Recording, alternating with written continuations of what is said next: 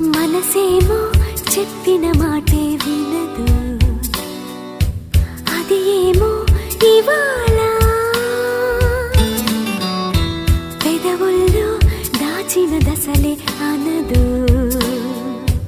అనరాని నిజాల ఏ మాయ చేశాయో, ఏ మత్తు జల్లాయో ఆ కళ్ళే ఆశలతో వయస్సులో.